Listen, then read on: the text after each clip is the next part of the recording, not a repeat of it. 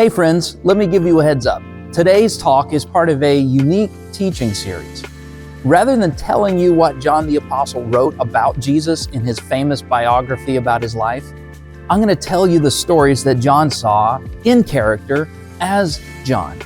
So lean in, fire up that imagination, and let me paint a picture of Jesus of Nazareth through a lens that you've never looked through before.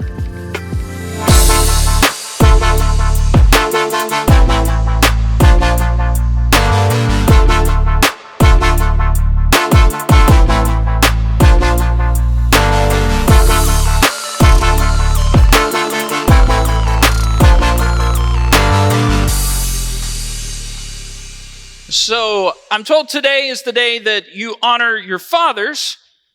I'd like to take a minute to honor my father, my dad, Zebedee, one of the best fishermen on the coast of Capernaum. And there are a lot of fishermen there. That's kind of what we do. It's a fishing town. But he's one of the best. Multiple ships, got a lot of guys who work for Dad, worked his way up from nothing to build a business. And I learned a lot from that guy. He taught me how to tie knots. He taught me how to groom my beard. He taught me the two most important words for every married man to learn. Yes, dear. A lot of good things in life. My father taught me a lot of valuable things in life. But the most important thing that he taught, the thing that he hammered the most, was a work ethic, a sense of responsibility and accountability. This idea that as a young man, it was my job to do stuff. One of his favorite passages from our scripture, when I was living, we didn't have what you called the New Testament. We had the book of the law, and we had the prophets, and then we had wisdom literature, and he used to tell me all the time, son, whatever you find for your hands to do, do it with all of your might. The Lord gave you a mind, He gave you muscle, and He gave you a job to work. And he used to say it all the time. And from my earliest years, I remember doing work because in a fisherman's home, there are no freeloaders. Even the littlest, my smallest memories was going out and looking through the nets after Dad would bring them back and finding the spots that needed to be mended. And then when I got a little bit better at tying ropes, I was the one mending it. Before I would go to school with my friends, I would mend the nets. 5 to 10 years old, all of my buddies and I, we all went to synagogue to learn the book of the law, to learn to love the Lord. And if you actually paid attention, maybe to learn how to read. I was never really great at it, but if you own a business, you better know how to read a little bit. And by the time I turned 10, like most of my friends who were not wealthy enough or smart enough to continue in school, I went and started helping Dad on the boat. Now, I only thought work was hard when I was mending the nets and sorting the fish. Clean, unclean, clean, unclean. Then I got to go on the boat and I got to learn about rowing and how to cast the net and how to adjust the sails to move in the wind and how to know where to go. And well, we went here yesterday, son. Go over here to put the nets down. And we worked hard. My back was sore every day at the end of work. But Dad taught me the value of doing stuff. And I had a certain self-confidence that came with knowing I am doing something, whatever it is that I find for my hands to do. I did it with all of my might, whether that was rowing or sorting fish, or following around a teacher who went all over the country. When I signed up to follow Jesus, it went from sore back to sore feet. We walked everywhere, all over, north and south and north and south and north and south. Sometimes I said, Jesus, can we just pick a spot and stay for a little while? But no. We went all over the country, and oftentimes we would go to Jerusalem every time there was a feast. We would, like every other good Jew, we would go to the capital for the feast. And one of these times, something interesting happened, and I wrote about it in my book. Chapter 5 is how your people, I didn't have chapters. I just wrote when it came to me. Chapter 5, if you want to read about it. But Jesus did something really unique, and I want to share that moment with you because there's something so powerful that it took me a while to realize. So we're in town for this feast, And like the other 11 of the guys, I was enjoying a little bit of sleep. It was still dark outside. Jesus came back from an early morning of prayer. He woke us up. He said, guys, boys, wake up. We need to go see somebody. Okay. When he says, let's go, I don't ask questions. I learned he'll tell you if he wants you to know. So we all got up, had a little breakfast, and we followed Jesus. We're walking through town, and Jerusalem was the big city anyway, but it was especially overloaded with all of these people in town for the feast. And we walked over close to the temple, and there was this large pool. We called it the Pool of Bethesda. It's actually still there today. It's not in very good shape today, but you can still see it in Jerusalem today. It's a large pool, and we went there to see somebody. Now, when we got there, and I had been by there, but I had never really paid attention to it. It was impressive. Huge white limestone, and the pool was set up in two sections. You had one spot that was deep, and then a wall, and that was sort of the reservoir. And then on the other side, you had this large rectangular pool with steps that you would step down to gradually go into the water so you could become ritually clean. There were so many different times as a Jew that you would need to have a ritual bath. You'd have to take an actual bath first, and then you go into this one to get properly cleansed. And so it was in use a lot of the time. And again, beautiful spot on a normal day. They had these nice covered walkways all around the pool so that you could just enjoy the time.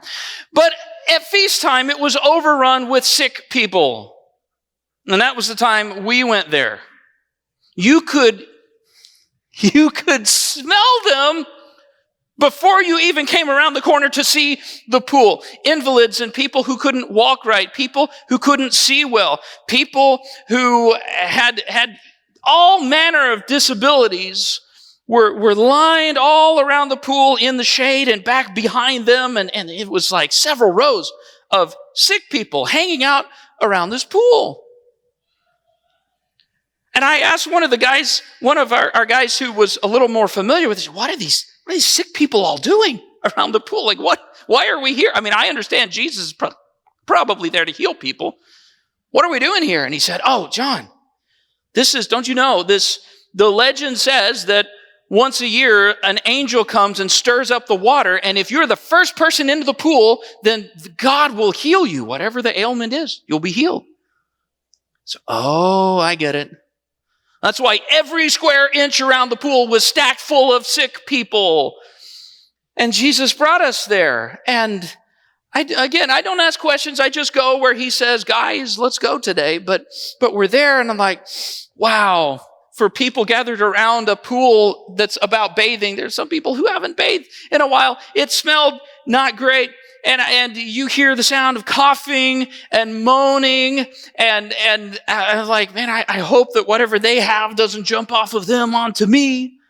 Let's just walk carefully between. And Jesus, we get there, and he stops, and he just starts scanning the crowd. He's looking. Like, okay, I think he's looking for someone. Again, he didn't tell us yet why we were there. He's looking. Finally, he's there. He said, there we go. Okay. Over here, boys. So we're stepping over people, and I'm not trying not to step on hands and mess up people's bed rolls that they have, because I don't know how long they've been there. We go around to the other side, and Jesus stops at this guy, this man who was much older than I was, probably, I don't know, maybe 40 years old. Started to have some gray in the scraggly beard, and he did not smell great. He didn't look healthy, and you could tell just by looking at him, his legs were all shriveled and emaciated. The arms were strong, but the legs, there's a saying in your culture, I think, about skipping leg day. He skipped every leg day. There was no muscle there. So, okay, I can see what's going on.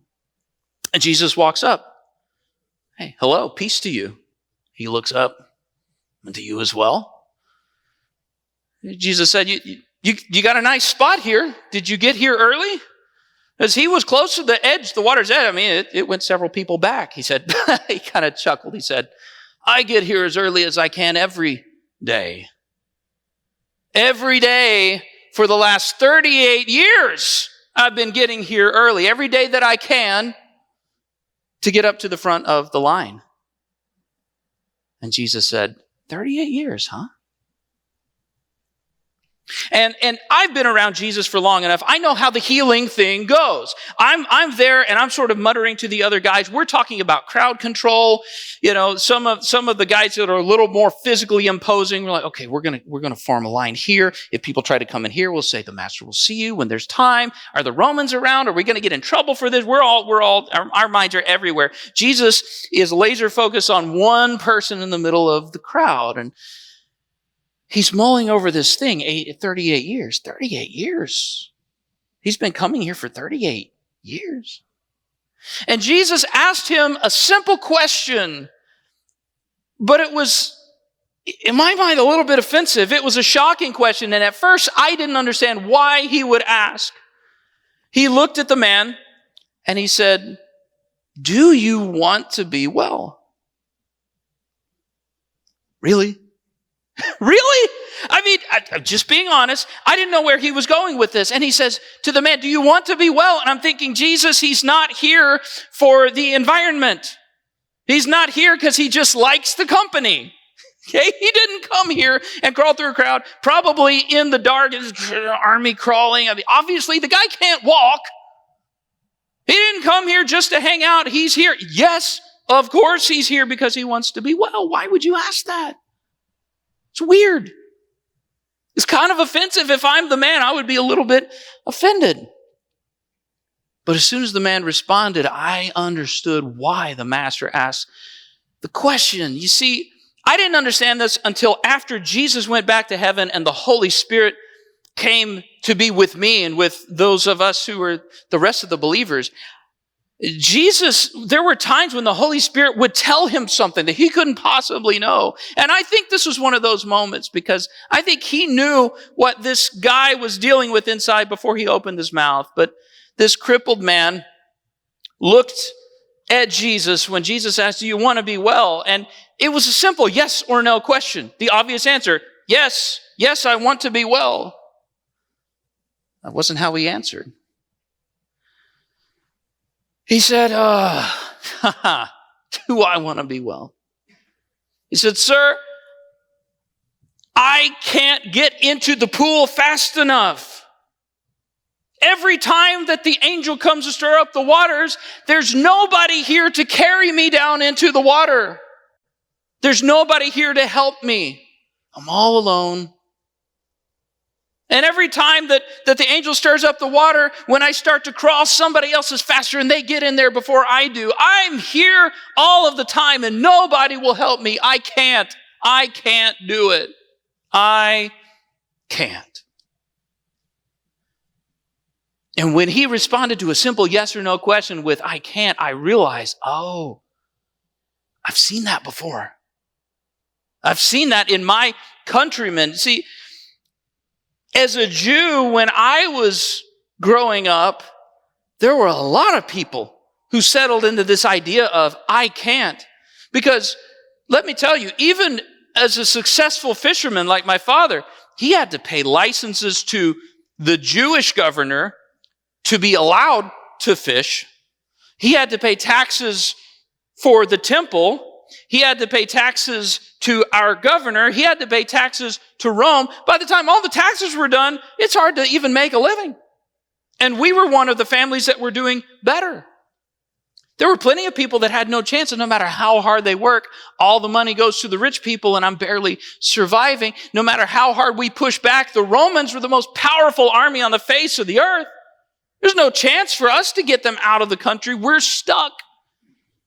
And it was normal for my friends to take on this, I just can't. What's the point? Why even try? I figure their backs were permanently curved from this posture. You know, my dad was always, strong, stand up straight, son. Stand up straight, boy. Well, there were people that were just beaten down and defeated before they ever even started. And I saw this man and I heard him talk and I said, oh, he's one of those. And honestly, and I'm ashamed of this now, but I judged him. Because I grew up with this value. You work hard and you do stuff, and that's what makes you a man. And this guy had given up on life. He'd given up on everything. He just accepted that he was defeated. And the answer was right in front of him. Jesus was standing there. But I looked at Jesus and I'm watching Jesus. And as I'm judging him on the inside, I see Jesus' face, and there was no judgment in his eyes at all. There was compassion. There was kindness. I could see almost a sadness in Jesus' eyes as he saw the state of this man. And Jesus realized something that was going on with him that I wasn't aware of until much, much later. Jesus realized that not only were his legs crippled, but his will was crippled. The thing that God had put in him to do, this created in the image of God to work and to do something with your life, he had lost it. And even more than the inability to walk, the inability to try was all over this man. And Jesus saw him with compassion.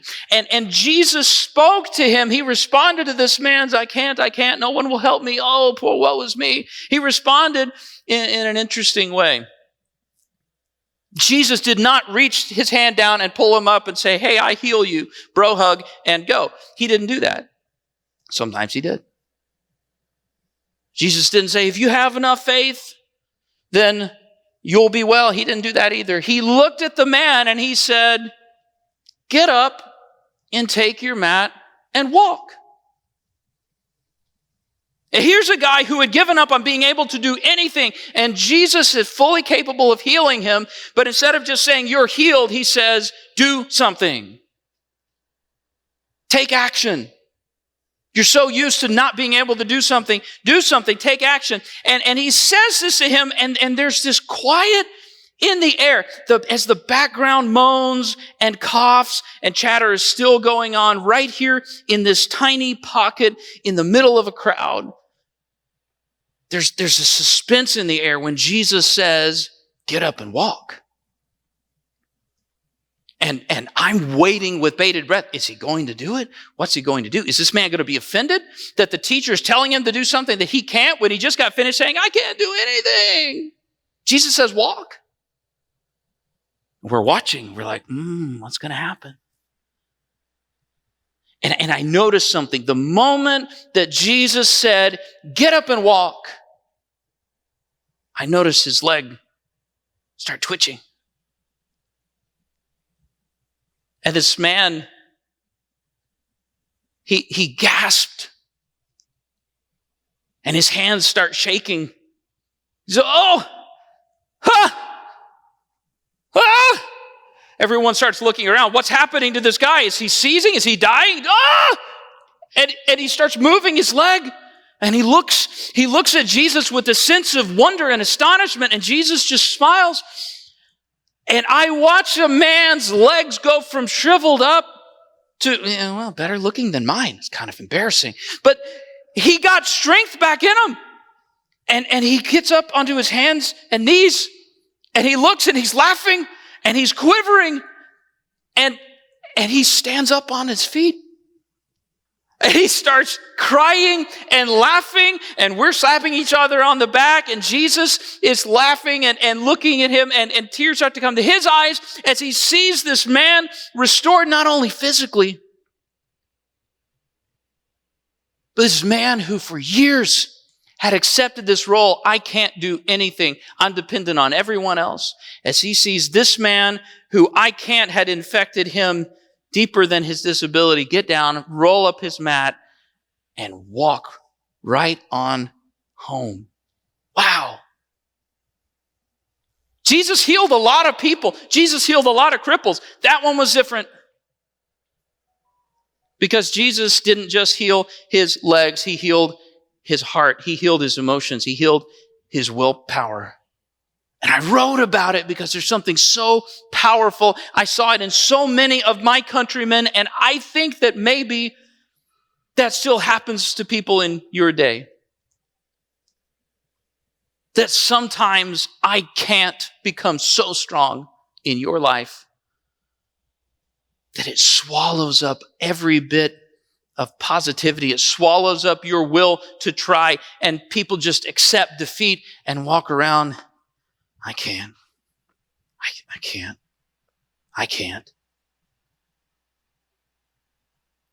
And Jesus saw that and saw that something was so broken, and he brought healing. And I want to tell you about this dynamic, and this is something for you to write down so you can remember it. You can write it down in whatever way you want, but let me implore you, don't let your disability become your identity. We all in life have things that we can't do. When I saw that man, I judged him because I was 18 years old and I could do anything my mind could envision. I could jump over stuff. I probably jumped over stuff I shouldn't have tried, but I tried anyway just to say I can. I love that I could do stuff. I was an old man when I wrote this story down, and I had a different perspective. Because when I got older, I started realizing, there are other things that I can't do. There are other things that I used to be able to do that I no longer could.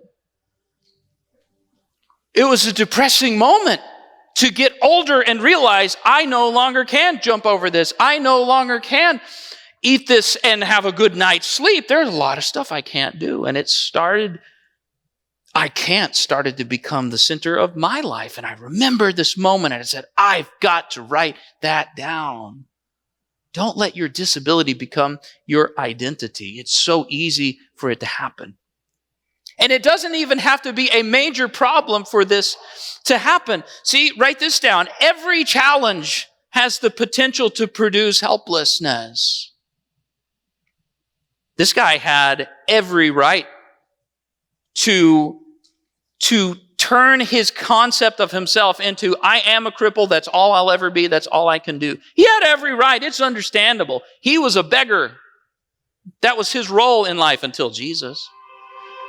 But I saw plenty of other people with much lesser problems still accept that they can't. People who had farmed their whole lives and say, no matter how hard I work, government takes it all, I can't. And they walked around like this. People who their spouse died and they couldn't find another one, and I'll never have somebody around me, I can't.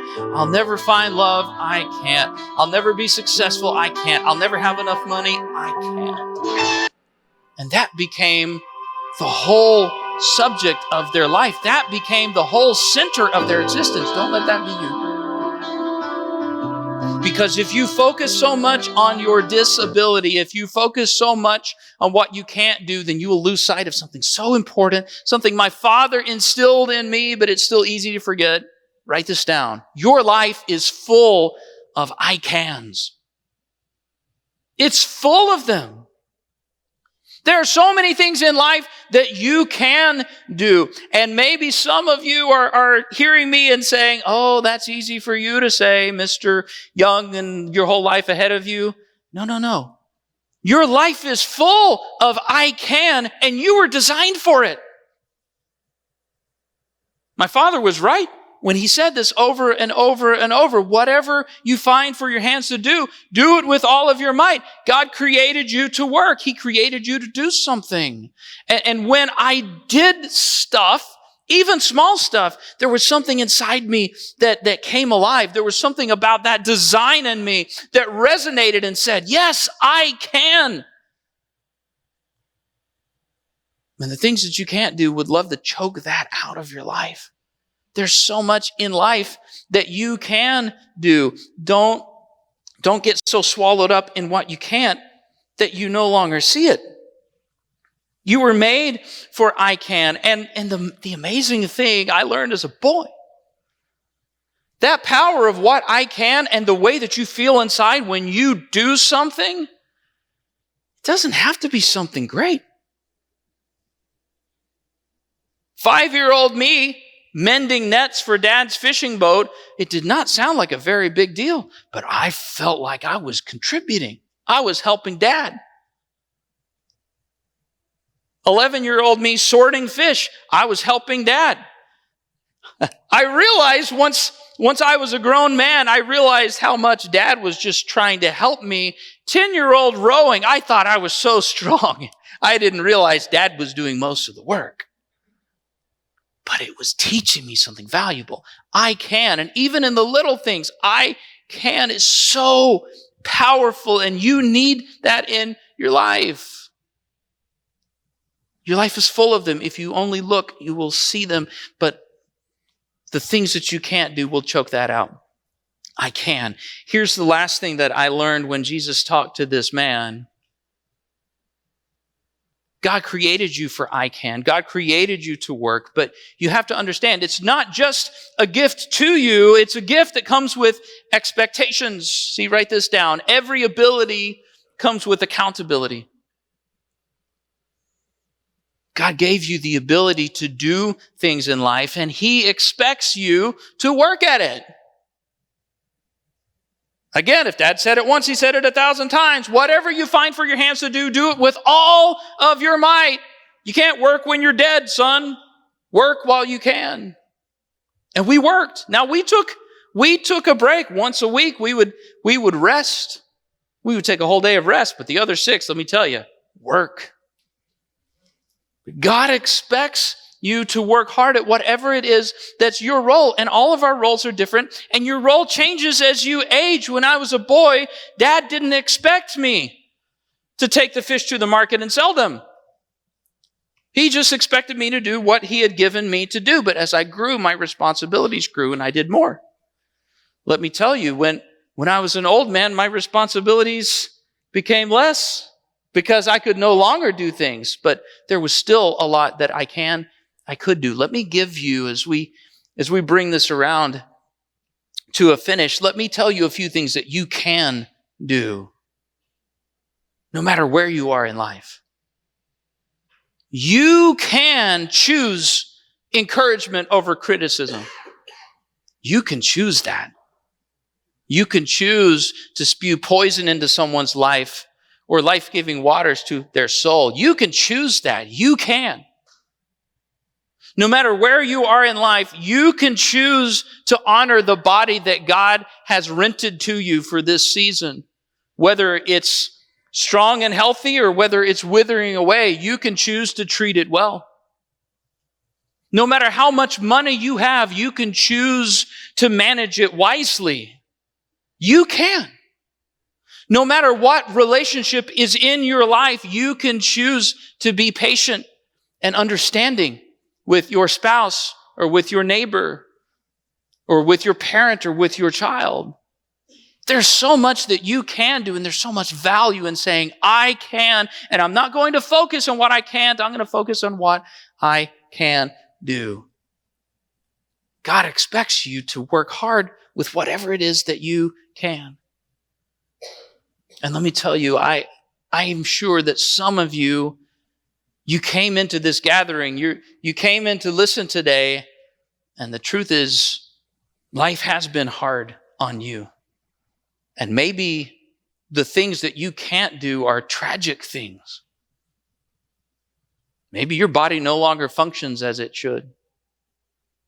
Maybe you desperately wanted to be loved and you're single and you're feeling like that time is over. Maybe you've tried so hard and you've worked so hard and you can't. The manager or the boss keeps saying, we don't need your help anymore. Maybe, I don't know what it is. But I know the power of that helplessness. I saw it in that man's face. I saw it in some of my friends. There were times I felt helpless. Jesus goes back to the Father, and the 11 of us are here saying, how are we supposed to do any of this? But you weren't designed to be helpless. God gave you a mind. God gave you a body.